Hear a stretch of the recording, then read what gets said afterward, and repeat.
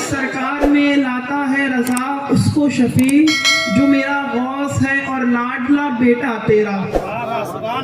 اور اپنے پردادا حضرت مولانا ابوالوفا فصیح غازی پوری رحمۃ اللہ علیہ جن کے بارے میں حضور مفتی اعظم رحمۃ اللہ علیہ فرماتے ہیں کہ ہر طرف سے آتی ہے صدا زندہ باد، اہل سنت کی جماعت کا وفا زندہ باد. وہ فرماتے ہیں کہ صبا مدینے میں لے چل کسی بہانے سے، ہماری خاک تو لگ جائے گی ٹھکانے سے. یہ عزم لے کے چلا ہوں غریب خانے سے، جھکاؤں سر کو اٹھاؤں نہ آستانے سے. تمہارے فضل و کرم کی پناہ میں آ کر قدم قدم پہ میں ٹکرا گیا ہوں زمانے سے. ہزار پیچ و خم کربلا سے گزرا ہوں، یزید بن کے جو گزرا یزید بن کے جو اٹھا کوئی زمانے سے. حسین ابن علی نے بتا دیا ہم کو فروغ دین کا ملتا ہے سر کٹانے سے. اسے تو اہل محبت ہی جانتے ہیں وفا، اسے تو اہل محبت ہی جانتے ہیں وفا، ہمارے سر کو جو نسبت ہے آستانے سے. سبحان اللہ.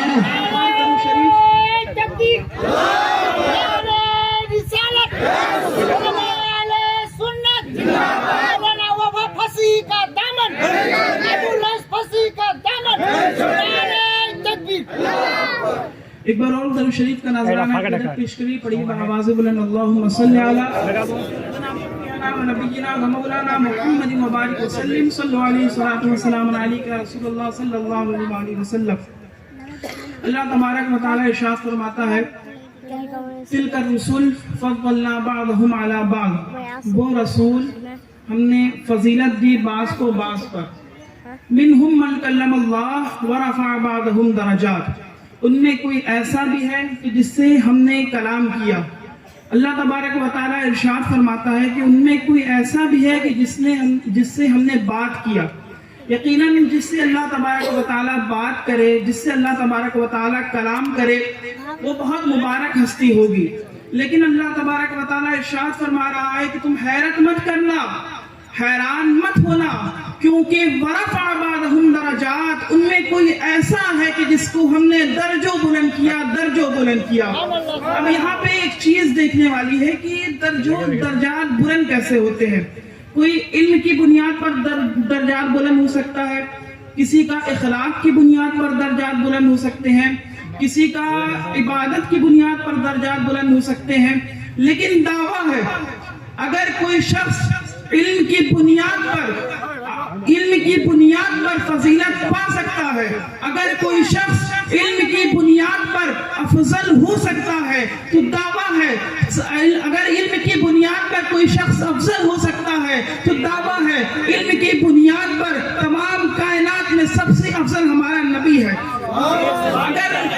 اگر بندگی کی بنیاد پر کوئی شخص افضل ہو سکتا ہے تو دعویٰ ہے ساری کائنات میں ہمارے نبی سے افضل کوئی چیز نہیں ہے. اللہ تبارک و تعالی ارشاد فرماتا ہے کہ محبوب یاد کرو، اگر اس چیز کو دیکھیں گے اگر کوئی شخص علم کی بنیاد پر بلند کیسے ہو سکتا ہے، علم کی بنیاد پر کسی کے درجات بلند کیسے ہو سکتے ہیں، تو اگر آپ دیکھیں اللہ تبارک و تعالی ارشاد فرماتا ہے اِذْ قَالَ رَبُّكَ لِلْمَلَائِكَةِ إِنِّي جَاعِلٌ فِي الْأَرْضِ خَلِيفَةً. اللہ تبارک و تعالیٰ فرشتوں سے ارشاد فرمایا کہ میں زمین میں اپنا خلیفہ بنانے والا ہوں. تو فرشتوں نے عرض کیا کہ یا اللہ، اے میرے مولا، تو زمین میں اپنا خلیفہ اس کو بنائے گا جو خونی ہوگا اور فسادی ہوگا. اگر آج ہم فرشتوں سے سوال کریں گے اے فرشتوں، ہم تو تمہیں معصوم جانے، ہم تو تمہیں بے گناہ جانے، لیکن تم ہو کہ ہمیں پیدا ہونے سے پہلے ہی خونی کہہ رہے ہو، فسادی کہہ رہے ہو، تو فرشتے جواب دیں گے کہ ہاں ہم نے غلط نہیں کہا. آج انسانی تو ہے کہ جو اس دنیا میں خون فساد مچا رہا ہے، آج انسانی تو ہے کہ اس دنیا کو جو جنگ کا میدان بنائے ہوئے ہے، لیکن میرے مولا نے کیا فرمایا؟ اللہ تبارک و تعالیٰ ارشاد فرماتا ہے انی عالم ما لا تعلمون، میں وہ جانتا ہوں جو تم نہیں جانتے.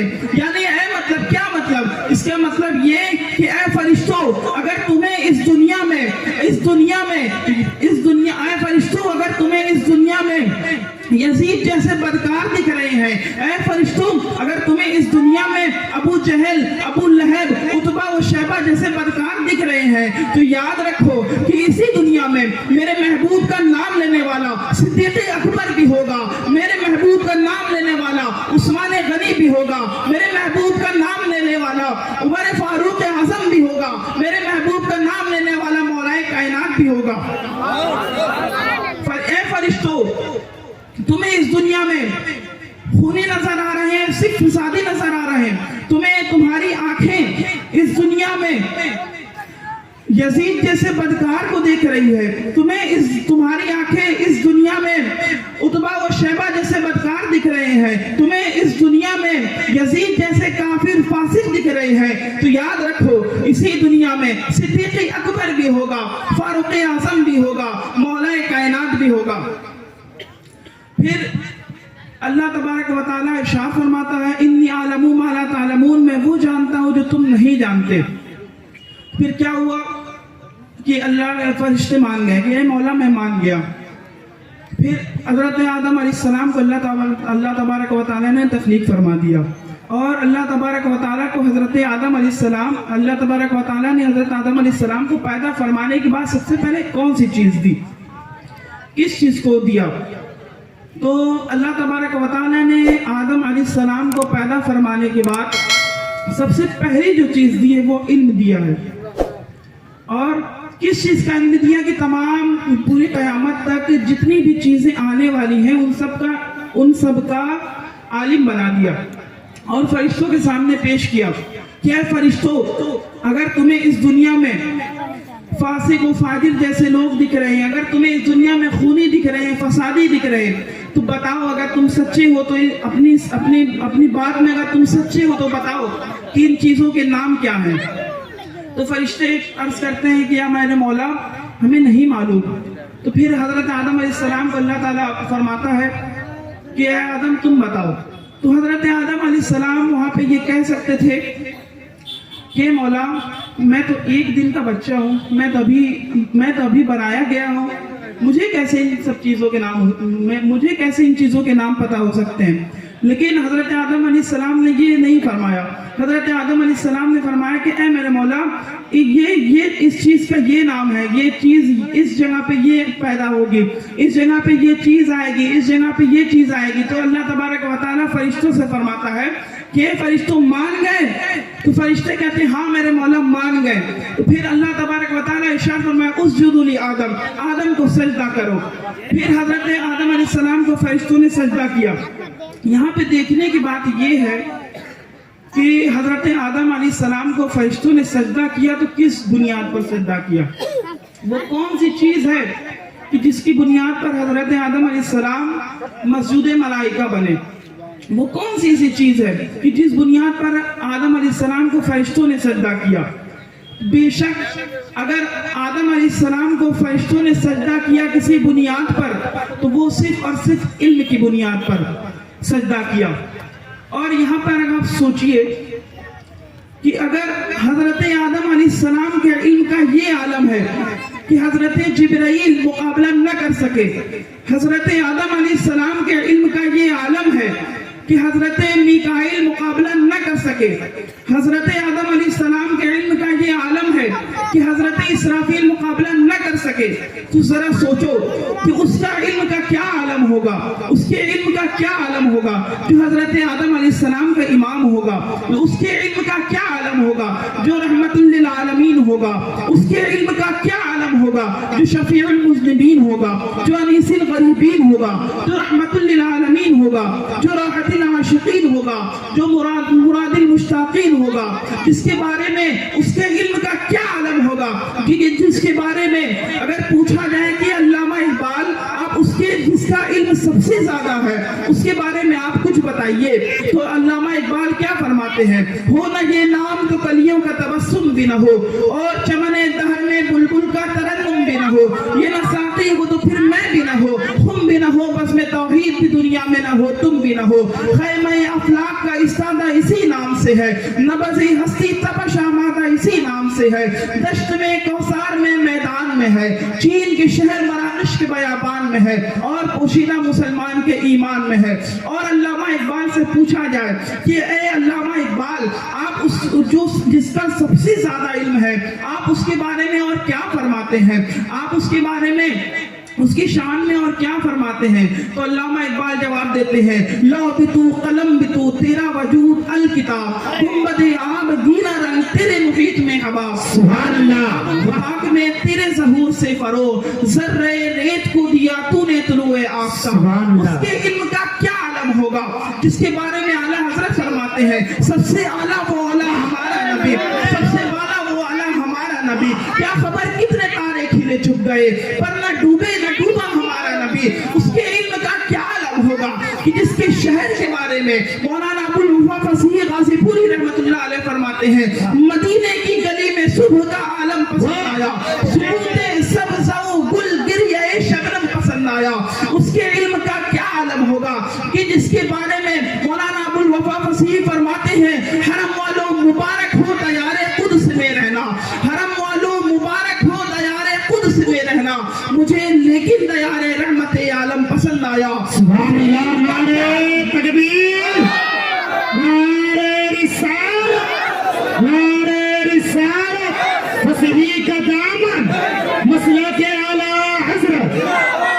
اس کے علم کا کیا عالم ہوگا جس کے رحمت للعالمین پہ مولانا ابو الوفا فصیح غازی پوری رحمت اللہ علیہ فرماتے ہیں، وہ ہر عالم کی رحمت ہے، جہاں چاہتے وہ رہ لیتے، وہ ہر عالم کی رحمت ہے، جہاں چاہتے وہ رہ لیتے، مگر ان کی مہربانی ہے کہ یہ عالم پسند آیا۔ ان کے علم کا کیا عالم ہوگا جس کا نام نامی اسم گرامی، جس کے نام کے بارے میں امیر خسرو فرماتے ہیں، خدا خود میر مجلس بود اندر لامتا خسرو، محمد شب میں محفل بود شب جائے کہ منبودم۔ اس کے علم کا کیا عالم ہوگا جس کا علم اللہ تعالیٰ نے جس کو سب سے زیادہ علم عطا فرمایا ہے، اس کے علم کا کیا عالم ہوگا جو حضرت آدم علیہ السلام سے جس کا زیادہ علم ہوگا، اس کے علم کا کیا عالم ہوگا جو حضرت آدم کا بھی امام ہوگا، حضرت موسیٰ کا بھی امام ہوگا، حضرت عیسیٰ کا بھی امام ہوگا، حضرت ابراہیم کا بھی امام ہوگا، حضرت اسحاق کا بھی امام ہوگا۔ اس کے علم کا کیا عالم ہوگا؟ اسی لیے تو اللہ تبارک و تعالی ارشاد فرماتا ہے، انی اعلم ما لا تعلمون، میں وہ جانتا ہوں جو تم نہیں جانتے۔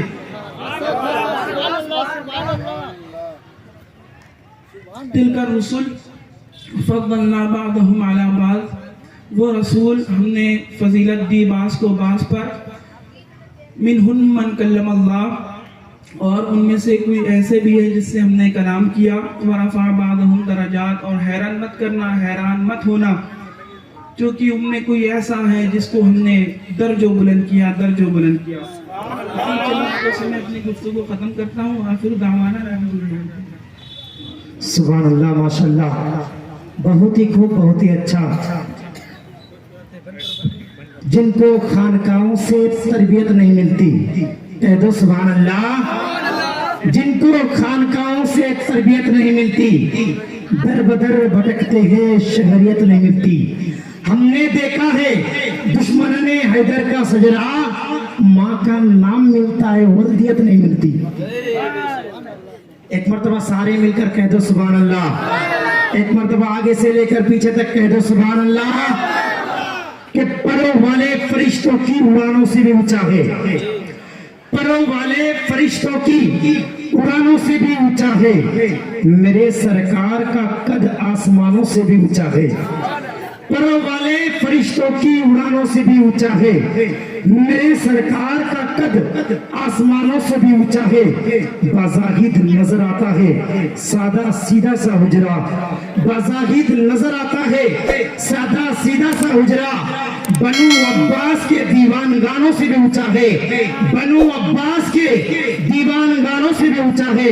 برادر معزز سامنے کرام، اب آپ لوگوں کے سامنے سرور حسین کو میں دعوت سخن دے رہا ہوں کہ وہ آئیں گے، اور اس کے بعد حضرت علامہ مولانا ہارون مبارک حسین کو میں اس کے بعد مبارک حسین کو دے دوں گا، وہ آئیں گے کچھ دیر کے بعد ہی۔ تو سارے مل کر کون کون سننے کے لیے تیار ہے؟ کہہ دو سبحان اللہ، ایک مرتبہ اور کہہ دو سبحان اللہ، ایک مرتبہ اور سارے مل کر کہہ دو سبحان اللہ، کہ حسین